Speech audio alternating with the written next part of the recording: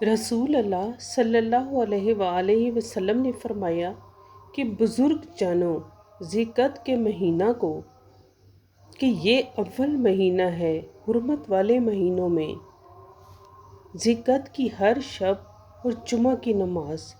آپ صلی اللہ علیہ وآلہ وسلم نے فرمایا کہ جو شخص جمعہ کی نماز کے بعد 4 رکعت نماز پڑھے، ہر رکعت میں سورۃ فاتحہ کے بعد سورہ اخلاص 11 مرتبہ پڑھے تو اس کو حج کا ثواب ملے گا، اور جو شخص ہر شب کو یہ نماز پڑھے وہ گناہوں سے ایسا پاک اور صاف رہتا ہے گویا آج ہی ماں کے پیٹ سے پیدا ہوا ہو۔ ذی-قعدہ کی 25ویں شب اور دن کی عبادات۔ جس نے ذی-قعدہ کی 25ویں تاریخ کا روزہ رکھا اس نے گویا 1000 برس تک اللہ جل شانہ کی عبادت کی، کیونکہ اس تاریخ میں خانہ کعبہ کی بنیاد پڑی۔ آپ صلی اللہ علیہ وآلہ وسلم نے ارشاد فرمایا کہ جو شخص 25ویں ذی-قعدہ کی رات کو 100 رکعت نماز نفل پڑھے کہ ہر رکعت میں سورۃ فاتحہ کے بعد سورۃ اخلاص 11 بار پڑھے تو اگر وہ شخص اسی رات کو وفات پا جائے تو دنیا سے شہید اٹھے گا، اور اللہ جل شانہ اس کے تمام چھوٹے بڑے ظاہر اور پوشیدہ گناہ بخش دیں گے، اور اس کے لیے بہشت میں 500 برس کی راہ کے عرض و طول میں ایک عالیشان محل تیار فرمائیں گے جس میں 1000 دروازے ہوں گے، اور ایک دروازے سے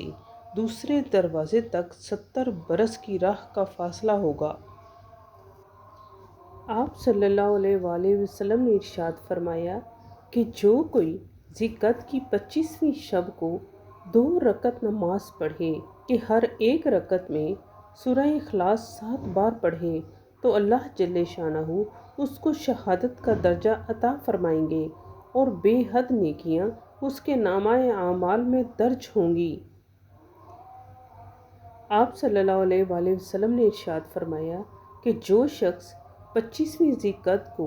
4 رکعت نماز پڑھے کہ ہر رکعت میں سورہ فاتحہ کے بعد سورۃ اخلاص 3 بار پڑھے تو اس کے لیے اللہ جل شانہ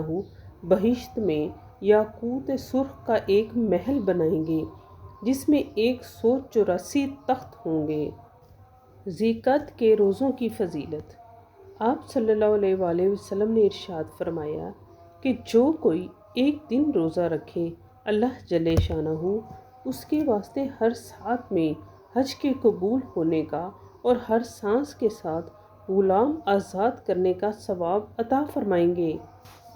آپ صلی اللہ علیہ وآلہ وسلم نے فرمایا کہ جو شخص اس مہینے کے ہفتے کو روزہ رکھے تو اس نے گویا 4 لاکھ برس عبادت کی، جس نے اتوار کو روزہ رکھا تو اس نے گویا 4 لاکھ غلام آزاد کیے، جس نے پیر کے دن روزہ رکھا اس نے گویا 4 لاکھ درہم اللہ جل شانہ کی راہ میں خرچ کیے،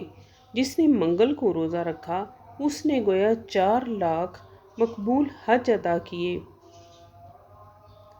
جس نے بدھ کو روزہ رکھا اس نے گویا بنی اسرائیل کے انبیاء کو کھانا کھلایا، جس نے جمعرات کو روزہ رکھا اس نے گویا 4 لاکھ نہریں اور کنویں اللہ جل شانہ کے واسطے کھدوائے، اور جس نے جمعہ کو روزہ رکھا اس نے 4 لاکھ فرشتوں کا ثواب پایا۔ ذی-قعدہ کی پیر کو روزہ رکھنا 1000 برس کی عبادت سے بہتر ہے۔